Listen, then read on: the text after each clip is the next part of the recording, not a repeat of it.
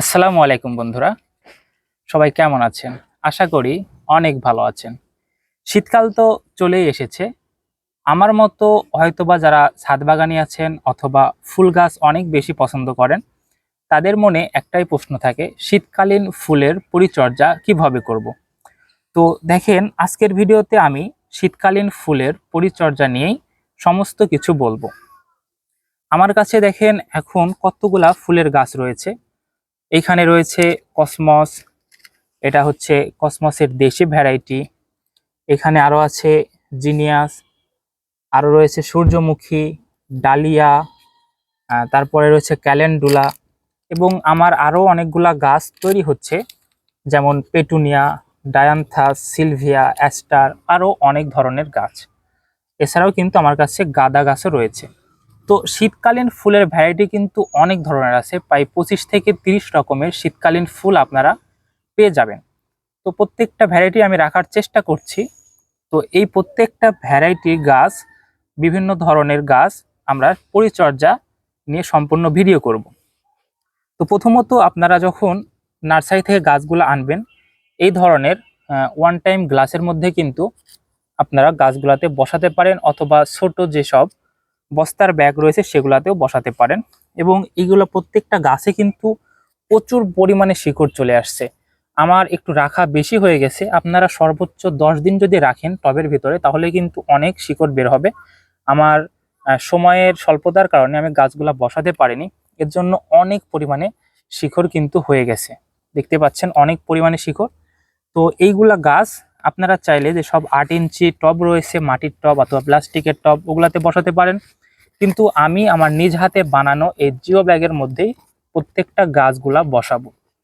এই জিও ব্যাগের সাইজ কিন্তু এদিকে হচ্ছে 9 ইঞ্চি, এবং যদি আমরা নিচ থেকে উপর দিকে ধরি তাহলে 6 ইঞ্চি।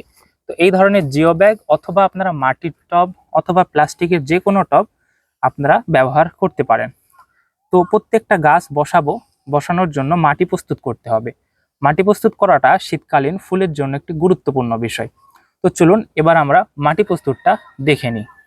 তো বন্ধুরা, এবার আমরা মাটি প্রস্তুতটা শুরু করব। মাটি প্রস্তুত করার জন্য আপনারা এই ধরনের ভার্মি কম্পোস্ট ব্যবহার করতে পারেন। এটা বাজার থেকে কিনা ভার্মি কম্পোস্ট। আর এইখানে যেটা দেখতে পাচ্ছেন এটা হচ্ছে গোবর সার। এটা আমার নিজ হাতে তৈরি গোবর সার। আর এখানে দেখতে পাচ্ছেন এটা হচ্ছে গার্ডেন সয়েল, অর্থাৎ যেসব আমরা মাটি সাধারণভাবে ব্যবহার করি, এটা হচ্ছে এই ধরনের মাটি। তো আপনারা এগুলা কিভাবে মিক্স করবেন। আর আরেকটা বিষয়, এখানে কিন্তু আমি নিয়েছি ধানের চিটা। এটা কোকোপিটের পরিবর্তে ব্যবহার করতে পারবেন। তো রেশিওটা কেমন হবে? রেশিওটা হবে 45% নেবেন আপনারা গার্ডেন সয়েল, আর 45% নেবেন ভার্মি কম্পোস্ট। তো আমি এই ভার্মি কম্পোস্ট এবং গোবর সার দুইটা মিক্স করে নিয়েছি 45%। অর্থাৎ এটা আমরা টব দিয়ে মেপে নিয়েছি। 9.5 টব মাটি, 9.5 টব ভার্মি কম্পোস্ট, আর 1 টব দিব আমরা এই ধরনের ধানের চিটা। তাহলে আমাদের মোট 20 টব মাটি হবে। তো আপনারা আপনাদের রেশিও অনুযায়ী এভাবে মেপে নেবেন। তো আপনারা চাইলে কিন্তু ভার্মি কম্পোস্ট একটু কমাতে পারেন, তবে আমি কমাবো না, কারণ যেহেতু শীতের গাছে অনেক বেশি পরিমাণে পুষ্টি প্রয়োজন হয়। তো এগুলা ভার্মি কম্পোস্ট যত বেশি দেওয়া যাবে ততই ভালো। তো এখন আমরা এগুলাকে ভালোভাবে মিক্স করে নিব। আর মিক্স করার সময় অবশ্যই আপনারা যে কোনো একটা ফাঙ্গিসাইড ব্যবহার করবেন। আমার কাছে রয়েছে এটা সাফ ফাঙ্গিসাইড। এই ফাঙ্গিসাইডটা কিন্তু আপনারা ব্যবহার করতে পারেন, অথবা ম্যানসার ফাঙ্গিসাইডও আপনারা ব্যবহার করতে পারেন। তো চলুন এবার আমরা সবগুলো মাটি এবং কম্পোস্ট এবং এইখানে ধানের চিটা মিক্স করে নিই। আর আরেকটা বিষয়, আপনারা কিন্তু চাইলে বালু ব্যবহার করতে পারেন মাটিটাকে আরও ঝুরঝুরে করার জন্য। তবে আমি মাটি ব্যবহার করেছি, বালু ব্যবহার করিনি, কারণ আমার মাটিটা দোআঁশ মাটি। তো চলুন এবার আমরা এগুলাকে ভালোভাবে মিক্স করে নিই। তো এই তো দেখেন বন্ধুরা, আমাদের মাটিগুলা কত সুন্দরভাবে মিক্স করা হয়ে গেছে। তো এইভাবে আপনারা মাটিগুলা মিক্স করে নেবেন। আর এরপরে আমাদের মাটিগুলা এই টবের ভিতরে বসাতে হবে, অর্থাৎ মাটিগুলা টবের ভিতরে সুন্দরভাবে ভরতে হবে। তো প্রত্যেকটা টবে আমরা প্রথমত মাটি ভরে নিব, তারপরে যতগুলা গাছ রয়েছে একটা একটা করে গাছ এই টবের ভিতরে আমরা বসিয়ে দিব।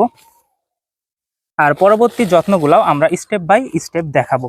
যদি ভিডিওটি পরিপূর্ণ দেখেন, ইনশাল্লাহ আপনাদের শীতকালীন গাছ হোক আর যে ধরনের গাছই হোক, সুন্দরভাবে আপনারা পরিচর্যা করতে পারবেন। তো দেখেন প্রত্যেকটা টবে এখন আমি মাটিগুলা ভরে নিচ্ছি।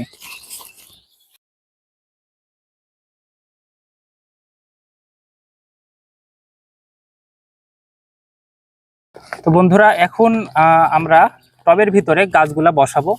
দেখেন প্রত্যেকটা টবে কিন্তু মাটি আমি পরিপূর্ণ করিনি, মোটামুটি 2-3 ইঞ্চি ফাঁকা রেখেছি, কারণ পরবর্তীতে আমাদেরকে আরো জৈব সার, আরো অন্যান্য সার দিতে হবে বা আরো মাটি দিতে হবে, দিয়ে গাছটাকে আরো ভালোভাবে যেন শিকড়গুলা বা গোড়াটা আরো শক্ত হয়। কারণ এখন যদি আপনি টব ভর্তি করে মাটি দেন, তাহলে কিন্তু গাছগুলার গোড়া শক্ত হবে না, বরঞ্চ হেলে পড়ে যেতে পারে। তো আপনারা অবশ্যই টবের ভিতরে 2-3 ইঞ্চি ফাঁকা রাখবেন। এভাবে প্রত্যেকটা টব আপনারা ভরে নেবেন।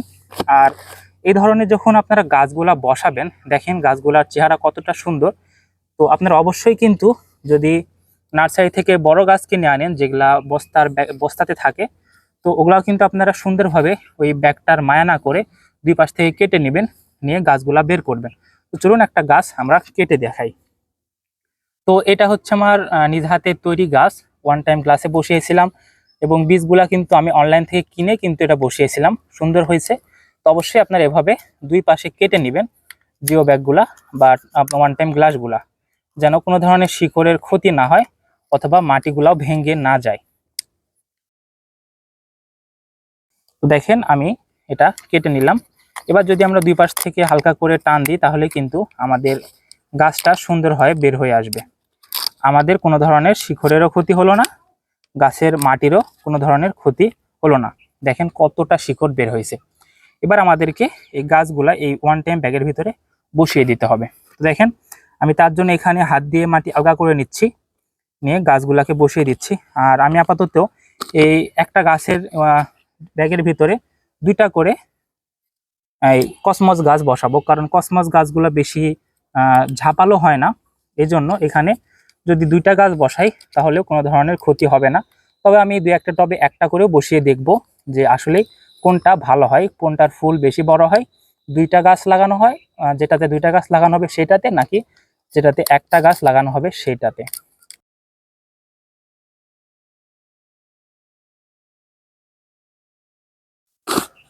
তো দেখেন গাছগুলা কিন্তু আমি বসিয়ে দিয়েছি। এবার আরো মাটি দিয়ে দেবো হালকা করে, যেন গাছের গোড়াটা একটু ঢেকে যায়। তবে অবশ্যই কিন্তু আপনারা টব ফাঁকা রাখবেন, টবের ভিতরে ফাঁকা রাখবেন এবং গাছের গোড়াতে সুন্দরভাবে মাটি দেবে দেবে দিবেন, যেন পানি দেওয়ার পরে গাছগুলা লড়ে না যায়। তো বন্ধুরা দেখেন আমার গাছগুলা কিন্তু লাগানো, কয়েকটা গাছ লাগানো হয়েছে। প্রত্যেকটা গাছ লাগাতে গেলে অনেক দেরি হয়ে যাবে, ভিডিওটা অনেক লং হয়ে যাবে। তো এভাবে আপনারা প্রত্যেকটা টবে গাছগুলা ভালোভাবে বসিয়ে নেবেন। আর 7 দিন পর থেকে আপনারা সার বা অন্যান্য কীটনাশক ব্যবহার করা শুরু করবেন। তো কিভাবে কখন কি ব্যবহার করবেন প্রত্যেকটা বিষয় আমাদের ভিডিওতে স্টেপ বাই স্টেপ দেখানো হবে। যদি আপনারা ছাদ বাগান করতে চান, শীতকালীন ফুলের পরিচর্যা করতে চান, এবং আমার মতো শুধুমাত্র দেখেন এই ওয়ান টাইম গ্লাসের ভিতরে প্রত্যেকটা গাছ কতটা শক্তি পাইছে, প্রত্যেকটা গাছ কতটা গ্রোথ করছে, গ্রোথ ভালো হয়েছে দেখতে পাচ্ছেন। তো এইভাবে কিন্তু আপনারা যদি আমাদের ভিডিওগুলো দেখেন, এর চাইতে আরো অনেক বেশি ভালোভাবে যত্ন করে গাছগুলা থেকে অনেক ফুল পেতে পারেন। তো যদি ভিডিওটি ভালো লাগে অবশ্যই লাইক করবেন আর চ্যানেলটিকে সাবস্ক্রাইব করবেন। শীতকালীন ফুল গাছের অথবা অন্যান্য গাছের যত্ন কিভাবে করবেন বিষয়গুলো জানার জন্য। সবাই ভালো থাকবেন, সুস্থ থাকবেন। আজকের মতো ভিডিওটি এ পর্যন্তই। আসসালামু আলাইকুম।